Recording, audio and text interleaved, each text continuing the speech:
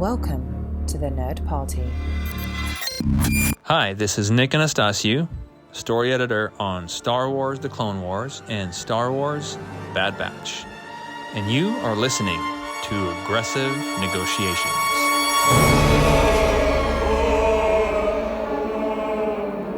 You are listening to Aggressive Negotiations, the Star Wars podcast that travels from the heart of 1313 to the heart of the Jedi and everywhere in between. I am Jedi Master John Mills, your humble host for this adventure. And with me on this fine journey, packed in our very spacious Corellian Corvette, with a full staff of chef droids and a full library of the hottest movies out of Coruscant, is my dear friend, Jedi Master Matthew Rushing. Matt, what is on the menu for you tonight? I'm sorry, you just interrupted me watching The Seven Jedi, and it was so good. You know, I just really appreciate that film. Master Kurosawa was excellent in his formation of like character and just shot composition. So yeah, you know what? That is an extremely influential film. Master Kurosawa influenced Jedi for decades afterward in many more ways than we can even count. And something that influences us in many more ways than we can count is your correspondence. So reach out to us at the Jedi Masters on Twitter. Go to thenerdparty.com/contact. Drop us a line there. We get your emails. We try our best. We really do. We try our best to respond. Twitter, actually, social media is better just because it's just faster. It's easier to notice. Email is an extra step. So, you know, sometimes we're just a little more plugged in online. And of course, you can reach out to us through the network at Join Nerd Party on Twitter and the Nerd Party on Facebook and Instagram. And I don't think we're on any other social networks. So I don't know. Maybe we need to join some. I don't know. I'm too lazy to do it. And I'm trapped here in this Corellian Corvette anyway. So what am I going to do? And as we love to do, every so often, we like to surprise each other with different topics. And so it has fallen to me because I was watching, admittedly, now this may be scandalous to consider. I was watching part of a Star Wars movie recently, if you can believe it. what? I know, it's pretty crazy. It's pretty crazy. I'm going off the rails, unpredictable. And I had episode 3 on, which, you know, wow, another surprise for me. You don't even like that one. I know. That's It's just so weird. Wow. It's not like Yeah. I've gone on and on about how it's the best one. It's really weird. It's unpredictable. But something that I'm still grappling with here, and I think we've hit on it here and there, but it's something where I was watching it with my youngest, and I'm really trying to noodle through. The opening of that movie, a lot of everything for Palpatine is riding on surviving that first adventure. There's a lot that can go wrong too. The ship can crash and kill all 3 of them. And so something that I come to and that I'm trying to figure out, and I got to throw the question to you, and I think this could delve into a couple other thoughts that I had, but I wanted to throw this out there to you. What happens if Palpatine dies at the beginning of episode 3? And the thing is, we have one scenario where he could have died with Anakin. And by that point, Dooku is dead and Grievous is leading the Separatists. What happens if Palpatine's gone? What happens if he dies? That's a really interesting question. So is your thought process in this that, you know, that ship ends up getting hit, like it gets run into? I mean, because it got the feeling like, at least from watching the movie, you know, they know that this is General Grievous' ship and that's where he's being held. And like, it seems almost as if people have stayed away from that part of the battle. So I guess we're assuming then that somebody didn't get the message and destroyed that ship in the end. Even if you want to go all the way to have the movie go the way that it does until the crash landing on Coruscant. You know, Anakin can land the thing, but he can't control, like, what if something goes wrong? What if the ship explodes when it lands? What if the fires rage out of control? What, et cetera, et cetera, et cetera. All of these different things that can go wrong. True, yeah. What happens? He's dead. Yeah, that's a great question. You know, I guess it's one of those things that there's inherent risk in any situation, and you would think that Palpatine would be one who is very used to taking some segment of risk. Obviously, he's weighed all the calculations on, what can happen and how things can go. But, you're going to have to put yourself out there in a sense. And of course, he also puts himself out there in the movie as well, just because he believes that Anakin is going to come to his side, that he can lure him over, right? What if Anakin didn't? There's all different ways that Palpatine could have miscalculated finally, because it does seem like he's been on a serious batting streak. With he's batting 1,000, right? There's no better batting average than what Palpatine has had up until Return of the Jedi, right? And that was his miscalculation there. And I guess even the end of Episode 3 is his miscalculation, because he believes that Anakin is going to be able to beat Obi-Wan Kenobi, right? Yeah.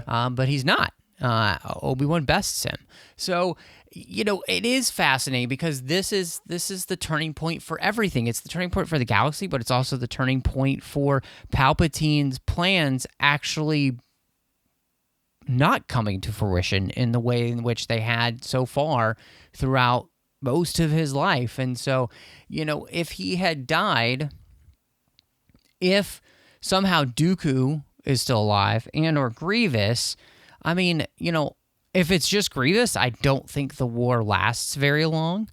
And even if it's just Dooku, honestly, I don't know if it lasts that long, just because he doesn't have the support on the other side, right? Like, they've been wagging the dog the entire time together, but when you lost your partner on the other side of the aisle, then you're really in a conundrum. So,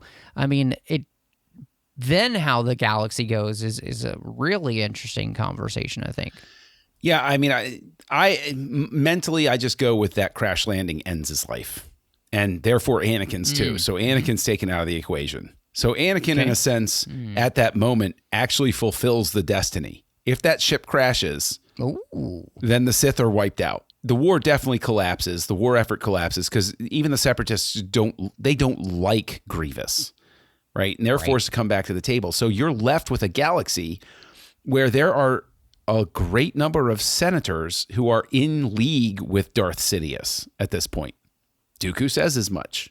By either corruption or bribery or blackmail or however, Sidious controls the Senate, at least half of it. And I'm trying to figure out, where can the Jedi possibly go? Because they're already prepared to take over the Senate. And Yoda warning, this takes us to a dark place. This is not a good thing for us to do. So given the idea that the dark side has been ascendant and has blurred the Jedi's vision for the last decade, because they admit in Attack of the Clones that they're having trouble seeing the future because the dark side is obfuscating it. Like, do the Jedi split? Is it impossible for the Jedi to survive this philosophically? And do they wind up, because I see a situation wherein you have the Jedi disagreeing with each other about what the next step is. And that leading to a whole problem of maybe not the Sith in specific, but a problem of dark Jedi arising, because the dark side is ascendant. It's easy to tap into. It's making itself available. And then the Jedi, we know that some of them want to go take things over and make, just like Anakin says, make things the way we know they need to be. Yeah, it's such a fascinating way to take it because, as you were talking, I had been immediately in my mind just thinking something completely different. And so I'll go down your path first and say, I think that would be a really fascinating story to see kind of a split. And gosh, if Lucas is using, illustration of from history, you've got the great split between the church, right? You have the East and West. You have Rome and Constantinople creating two very different churches in the end. It's similar in some respects, but still different. So it could almost be because, in the Legacy comics that they did years ago, where it's 100 years later, you had the Imperial Knights And so that was really interesting, and so they had a segment of like Jedi-ness to them, and yet they were specifically knights for the new empire. So, and it's been a long time since I've read that, so I could have some of the details wrong, but... So, would you have like Jedi Knights then who were specifically like Republic Knights, right? They specifically went that far. They went the next step, which is, we've always talked about how the Jedi were too close to the Senate and the Republic in the first place.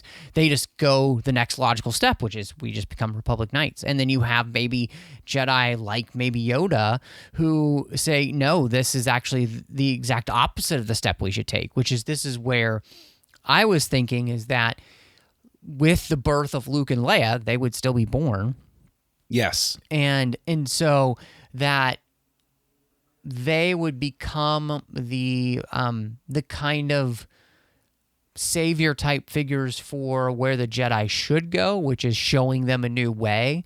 That the unexpected felicity of them being born would create a new Jedi Order to which would be less dogmatic and more in tune with the Force, because, somebody like Yoda realizes that, look, we were wrong.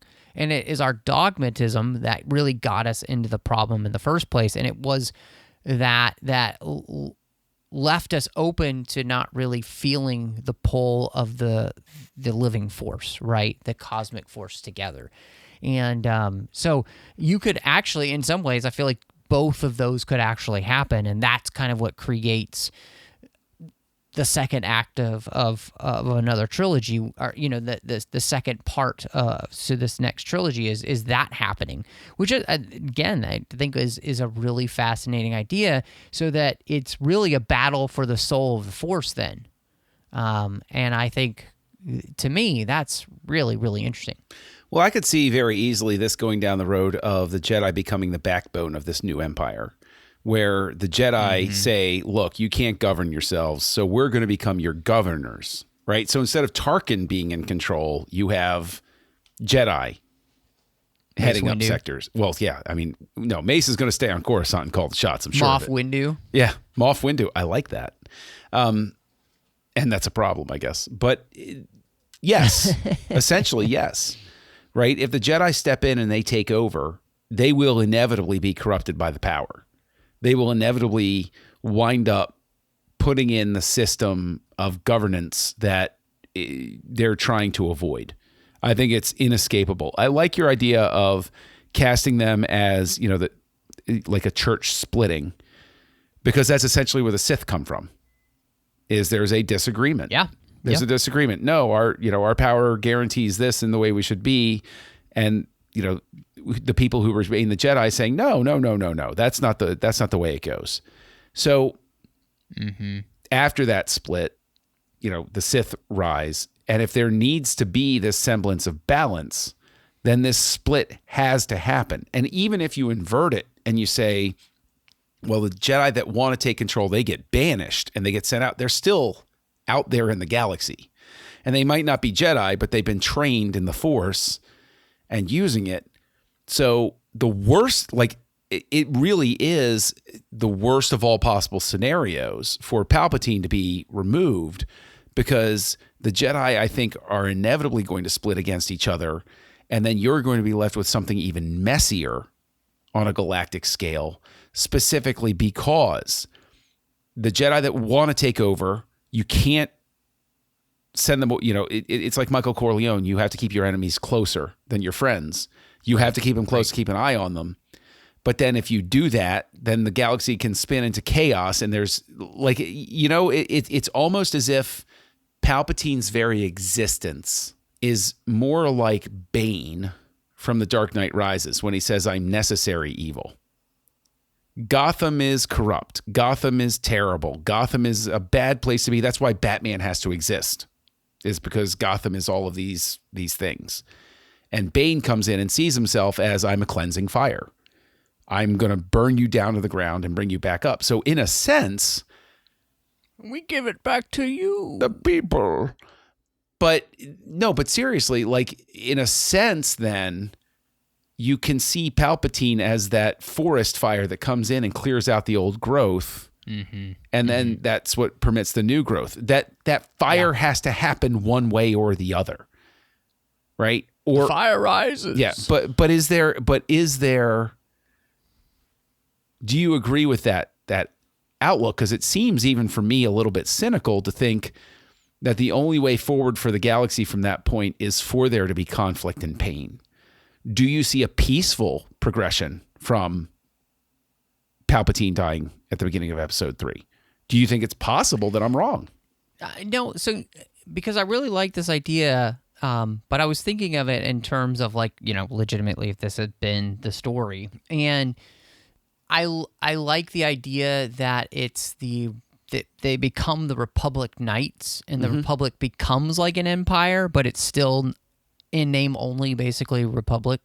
And I think that it really helps then, because then you can almost have still that rebellion, right, with the Jedi, like Obi-Wan inside. I put Obi-Wan Kenobi in there, leaving it, and it's a much smaller force, right, and in some ways they're fighting kind of a battle of attrition until Luke and Leia are going to be the ones who are going to be the ones to basically kind of like lead the rebellion charge in the end. And then but I think this creates just such a fascinating, like, I would just kind of love to see an Elseworld story, like comic almost, of this, because it's such a fascinating idea, and you can really dive into a lot of that mystical elements of the Force, which the Clone Wars had given us, and really get into that much deeper. But see, here's the curveball I throw at you. Because because we're very much looking at the text of the film and progressing from there. But we now have a second part of the film that was given to us within the last year. Mm-hmm. Order 66 doesn't happen. But Maul is still out there. Ahsoka is still out there. Maul's been captured. Mm-hmm. The war's going to end, and we see Maul is captured. There's still the criminal underground out there, all of those sorts of things. But does the dark side become ascendant in Maul? Does Maul take the mantle? Since we know he's alive. He's imprisoned, but without Order 66, there's no reason for Ahsoka to let him out. So what role do you see Ahsoka and Maul playing in this scenario where Palpatine has died?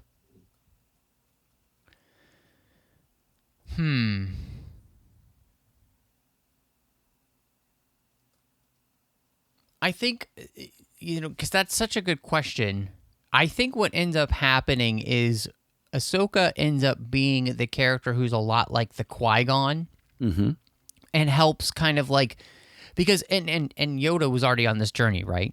But she becomes the one who helps continue that journey, and they lean more into that whole idea of basically like, kind of what we see her become, like Ahsoka the White.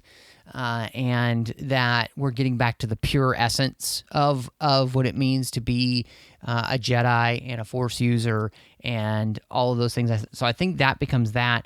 I think the beauty with Maul is that he would still be an outsider, and he would continue to do what he did with the underground, but there's no check for him, right? There's no Palpatine anymore. And so he becomes even stronger. And so then what's great about this is you end up with 3 different factions, all vying for control. And I think that would be really fascinating. And just throwing it out there, but you could also do something completely insane to which Maul finally finds maybe some redemption in the end. Like he ends up making a turn, which would be real. And you could take from the Clone Wars, you could take the last time that we had seen Maul,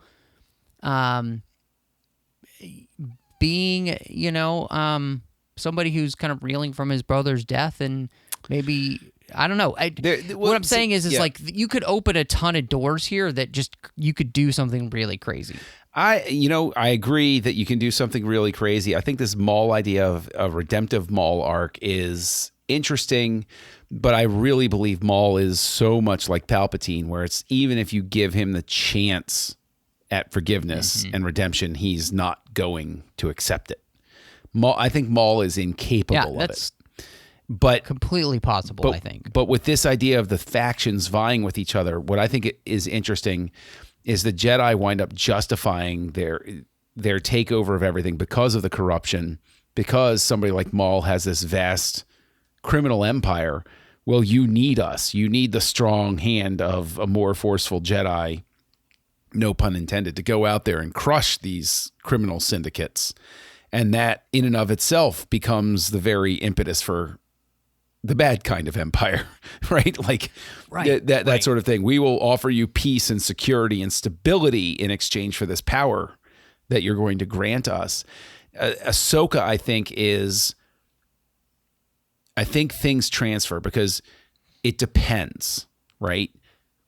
If Palpatine dies, but Anakin survives and Ahsoka's still out there, is that our path to reconciliation and redeeming of the Jedi? Because the two of them can move things forward and become sort of what they always should have been, right? In that triumvirate on Mortis, but on a physical plane. And if you take Anakin out of the equation, everybody dies in the crash. Then I think Yoda reaches out to Ahsoka to bring her back and say, obviously, you're our example. And I think that would be the type of thing that would send somebody like Mace Windu off the deep end, where he would say, she's just a citizen. She doesn't have any role in Jedi business. And that can wind up triggering do you think that bringing Ahsoka back into the mix would be maybe one of the things that triggers that schism we're talking about? See, I think so if Palpatine does die, let's just say Anakin and Obi-Wan survive. I think the movie still ends in much the same way, in the sense that you have to have this fight between brothers, and Obi-Wan coming to saying, look, the Republic has completely lost its way. It's everything what Padme says. It's everything that we were fighting against. It's become, and you have that thing where you really play up that whole idea. So to me, that's what I think would be fascinating. And at the same time, I think you can utilize maybe the Ahsoka story, in the sense that, that's one of the things to which Mace Windu is more authoritarian, and part of that is not for a bad reason. He's doing it for a good reason, right? Because he knows what could happen. But again, it creates that beauty of, I'm going to do the thing to which I'm supposed to hate to try and save the thing, and that whole cycle. And again, I think what's beautiful about that is how timeless that is. That message resonates then, it resonates now, and it resonates all throughout history, because the road to hell is paved with good intentions. Well, and so that's Anakin's own story. This makes that even more applicable in that sense, right? Like, we're really showing how you have the best of intentions, and yet you destroy everything with those good intentions. So I love it. I think that creates a really interesting thing. And then you still end up with a wonderful fight between Obi-Wan and Anakin, and it's still emotionally charged. And in fact, maybe it's even more personal, because what Obi-Wan is saying sounds a lot like what Padme was saying, right? On the patio, where she's like, what if we've become the very thing which we were fighting against? So Obi-Wan saying that just fuels that fire of, you were with Padme, and you could build all that back in, that real sexual tension of like Anakin thinking something's been going on with them, even though nothing's been going on with them. See, the thing is, you immediately slot Anakin in as the bad guy again. And I wonder if, without Palpatine stoking his fears, I almost wonder if there's a situation wherein this goes down, Ahsoka comes back, and then Anakin winds up leaving because Ahsoka shows him it can be done. And he suddenly snaps to his senses and he says, okay, Padme and I are going to go off and we're going to live our lives. Mm-hmm. Peace. I'm out. And then you can set him up as personally training his children. Maybe with Uncle Obi-Wan showing up every so often while this is going on in the galaxy. And so you sort of turn it on its head where Luke and Leia, instead of growing up with adoptive parents, grow up with their natural parents out in the quote unquote middle of nowhere, you know, off on the, away from the center of the galaxy sort of thing. And they still have to come in, because I could see a future wherein the Jedi Empire gets a little out of control and they consider Anakin a threat.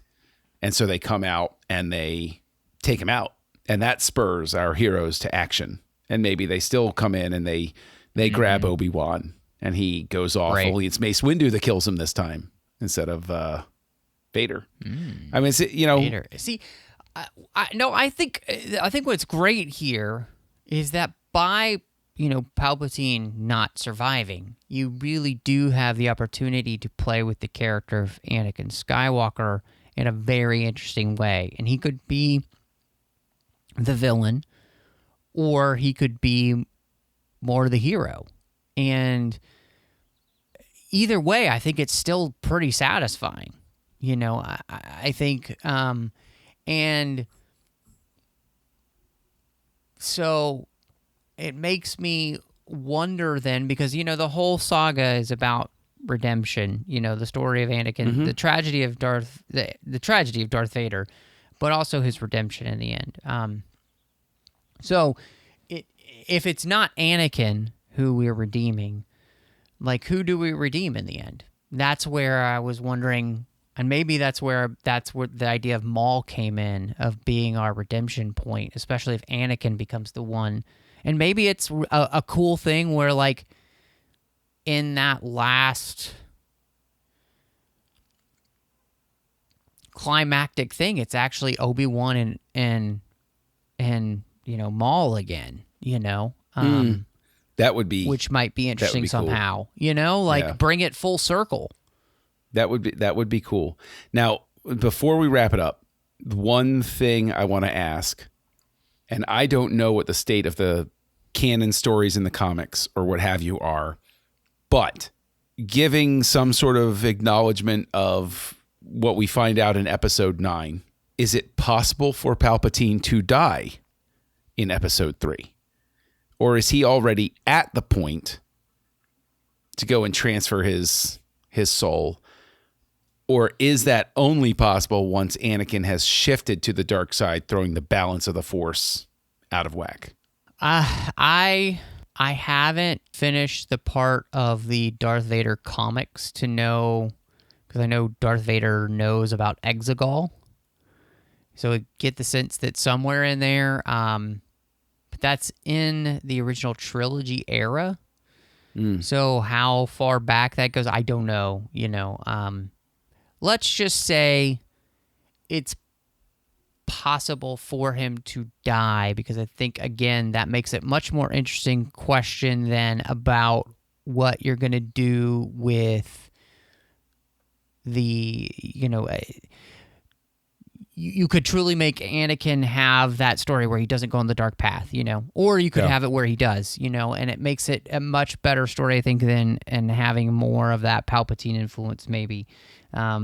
It really does truly become about him trying to do the right thing and destroying everything, which is, you know, instead of it being completely influenced by Palpatine, it just really, he feels like this is the right thing to do. And so I think that really helps, and it would make a great story. And again, if Palpatine's not there, I think it's also interesting for Anakin to be able to go off with Padme. They raise their kids, and their kids are the ones who, you know, end up showing the Jedi a new way of attachment and all these type of things, which help create a Jedi Order which could then be the saviors of the galaxy in the way that they're meant to be, and, you know, take over this, you know, false republic. So, I think all that works better if we're not dealing with the question of Palpatine anymore. So I'm going to say that we just kind of push that to the side. Yeah, it's fascinating because you look at how rich a story, a universe that Lucas created, that simply changing one element, we still see all of these storylines branching that still go off in support of the general themes and stories that he was trying to communicate to everybody. And I think that is such a testament to just the incredible storytelling backbone of this series, that when you weigh in all of those on-screen things and these characters that we've been given, from Palpatine to Ahsoka, that we can still wind up constructing a story that functions and conveys the same sorts of messages that Lucas was trying to convey. Like, it's just such a testament to the DNA of the series, that it's this unbreakable strand that you can manipulate. But if people want to find a way to break your unbreakable strand out there on the internet, where can they find you? Well, of course, social media is an interesting place, but if you're lurking in those corners, you can find me under the name Matt Rushing02. Just search the social media platform. I'm on a lot of them. You could also find me here on the network. I've completed Outpost with Drea Kaufman, where we talked about every single chapter of the Harry Potter series, one chapter at a time. I'm over on the TFM network. I'm doing a few shows over there. One is called the 602 Club, and we have a blast talking about all of the fandoms we love. John is frequently a guest over there. In fact, we did a short-run show together on the 602 Club feed called Snyder Cuts, and talked through everything that Zack Snyder directed, and we've got some other things in the hopper coming up in the fall, so you'll want to check that out. And then I'm also doing Literary Treks in the Orb over there. Literary Treks about the books and the comics of Star Trek, and then the Orb's about Star Trek Deep Space Nine. And John, with all that, I'm out of breath, so please take over and let people know where they can find you. Well, I want to go dig into a bantha steak, so you can find me as Kessel Junkie on your social network of choice, KESSELJUNKIE. I lurk on Letterboxd. I try to be funny on Twitter, but humor is so subjective, and at times I guess I can be a monster, but it's KESSELJUNKIE. You can, of course, find me, not just here on Aggressive Negotiations, but co-hosting House Lights, a podcast where we go through different series covering different directors. And I co-host that with Tristan Riddell, and we invite co-hosts in all the time to discuss their favorite directors and favorite films. So hopefully we'll catch everybody over there at some point. But, honestly, I'm very concerned about them running out of my bantha steak and blue milk. Strangely, they never run out of green milk. It's weird. So I think it's time to close these negotiations. John, negotiations are closed.